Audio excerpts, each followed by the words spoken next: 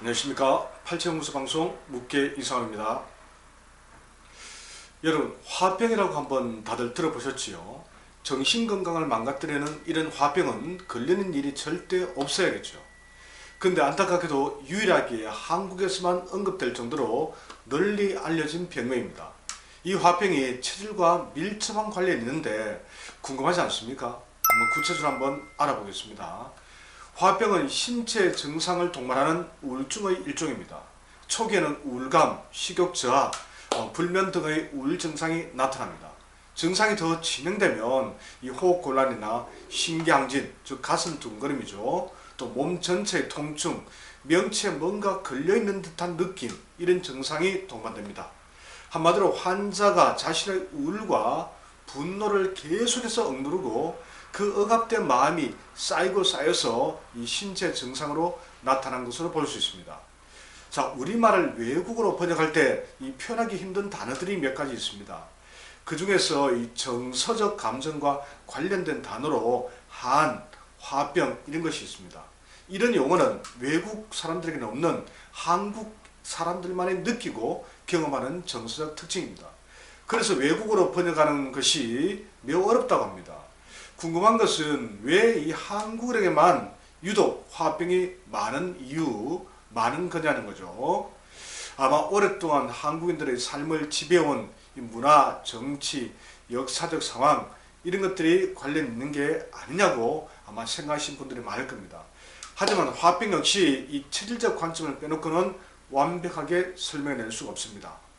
자, 그럼 외국인에게 이 화병이 적은 이유부터 한번 살펴보겠습니다. 중국이나 유럽인들은 대부분 태음인 목 체질 위주로 구성되어 있습니다. 태음인 중에서도 열태음인 모금 체질이 더 많을 것으로 추정됩니다. 그런데 이 태음인들은 음의 성향이 강해서 환경 적응력이 강하고 수용적이고 느긋하며 감정 변화에도 상대적으로 둔감한 편입니다. 특히 열태음인 모금 체질이 더 그러합니다. 이유는 열태음인 모금 체질은 비위가 좋아서 이 작은 일에 예민하게 끙끙 앓는 성격이 아니기 때문입니다. 또한 간이 튼튼해서 스트레스에 강하고 분노의 마음도 잘 조절합니다. 다만 이 한태음인 목양 체질은 감성적이고 예민한 편이라 우울증에 쉽게 빠지기는 합니다. 하지만 이 분노의 감정이 쌓여서 문제가 되는 성향은 이 태양인 금체질과는 좀 다르겠죠. 자, 지중해 연안이나 중남미에서는 중남미 지역에서 많이 보이는 이 소양인 역시 한국인만큼 정서적 타격을 많이 받지는 않습니다. 왜냐하면 소양인은 본질이 음이기는 하지만 강한 양이 위에 더해지면서 스트레스와 분노를 쌓아놓지 않고 대처를 잘 발산합니다. 소화기능이 좋아서 이 사소하고 작은 일에 깊이 빠져들지도 않습니다. 즉 태음인과 소양인은 이 화병과는 거리가 좀 있는 체질이라는 거죠. 자, 그럼 한국인들은 어떨까요? 양적 성향이 매우 강합니다. 양중의 양인, 열태양인 금양체질과 양중의 음인, 이 한태양인 금음체질이 압도적으로 많습니다. 태양인의 강한 양적 성향은 외부 자극에 대해서 태음인처럼 편안하게 받아들이지 못합니다. 민감하게 반응하며 할 말은 해야 직성이 풀립니다. 그러니 스트레스가 당연히 따라올 수밖에 없겠죠. 굳이 비교하면 한태양인 스트레스가 가장 심하고 그 다음이 열태양인입니다. 또한 태양인 금체질은 양적 신경인 교감신경이 강하기 때문에 이 정서가 쉽게 발산되고 흥분되는 측면도 있습니다. 그리고 태양인 금체질은 이 분노를 주관하는 간이 가장 약합니다. 참을 수 없는 분노를 터뜨리다가 보면 이 몸과 마음이 상할 수밖에 없습니다. 반대로 분노를 이렇게 표현하지 못하고 지나치게 억눌러도 역시 문제가 됩니다. 마음의 상처가 반복되거나 사회적 억압으로 분노 표출의 통로가 막히거나 해소하지 못하면 이 가슴에 울분이 쌓입니다. 특히 여성들은 가부장적 권위주의 아래서 일방적인 희생만을 강요받았습니다. 이 같은 상황에서 분노와 울분이 켜켜이 쌓여서 이 한이 되고 화병이 된 것이 아니겠습니까? 자, 이번에는 간혈 및 심혈 부족과 화병의 관련성에 대해서도 한번 알아보겠습니다. 분노는 간을 상하게 하고 슬픔은 폐를 위축시킵니다. 또다시 지나친 생각은 비위를, 공포는 이 뒤에는 심장을 망가뜨립니다. 그런데 이 모든 정서가 모이는 것이 바로 심장입니다. 가령 다른 장부가 신하라면 이 심장은 군주에 해당되기 때문입니다. 그래서 분노하고 슬퍼하면 간과 폐는 물론 최종적으로 심장까지 상하게 되는 것이죠. 그런데 한국의 다수 체질인 이 태양인 금체질은 간이 작고 약해서 혈을 넉넉하게 저장하지 못합니다. 그래서 그 간혈을 심장으로 원활하게 보내주지 못하면 이 심혈 부족으로 심장은 더욱 위축됩니다. 그래서 불안, 초조, 우울증, 공황장애 등이 나타날 수 있습니다. 여성들은 더 문제가 됩니다.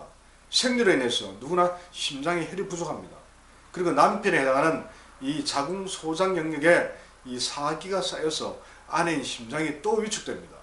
그래서 화병이 여성들에게 더 많은 것이겠죠. 자, 이렇게 심혈 부족이 심해지고 만성화되면 심장이 메마르면서 이 화기가 발생해서 요동칩니다. 여기에 현실 공간에서 해소하지 못한 그 응어리와 울분이 합쳐지면 흉통, 심한 두근거림, 부정맥, 화병이 발생할 수가 있습니다. 여성보다는 덜하겠지만 이 남성들 역시 심혈 부족으로 심화가 생기면 화병을 피할 수가 없습니다. 자, 지금까지 말씀드린 내용을 한번 요약해 보겠습니다. 다음과 같습니다. 첫째, 한국인들은 역사적으로 수없이 많은 시련을 겪었습니다. 두 번째, 양적 성향과 교감신경이 강해서 태음인보다 외부 자극에 대해서 더 강하게 반응합니다. 세 번째, 간이 약한 체질이 많아서 이 분노가 쉽게 들끓게 되어 가슴에 큰 상처를 남깁니다. 네 번째, 외부 자극에 대한 스트레스를 많이 받는 체질로 이 간이 약한 체질 태양인은요, 이것이 정서에도 큰 타격을 줍니다. 다섯 번째, 체질적으로 부족해진 간혈이 심혈 부족을 초래하고 이는 모든 정서의 총합인 마음이 모이는 심장의 불안정을 초래합니다. 여섯 번째, 혈이 부족한 여성들은 심장이 더 쉽게 그리고 크게 요동칩니다. 자, 이와 같은 복합적인 문제가 개인이 처한 환경이나 사회적 억압 등으로 해소되지 않으면 어찌 될까요?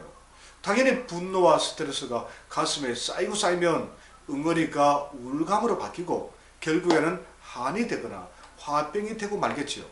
물론 사람이나 상황에 따라 태음인과 소양인과 소민도 화병이 없지는 않습니다. 하지만 그 빈도 면에서 이 태양인에 비할 바는 아니겠죠. 자, 화병 치료는 먼저 언급한 원인부터 최대한 해소해야 합니다. 그런 다음에 적절한 건강식품이나 침뜸을 병행한다면 많은 도움을 받을 수 있습니다. 필요하신 분들은 87연구소 상담을 한번 받아보시기 바랍니다.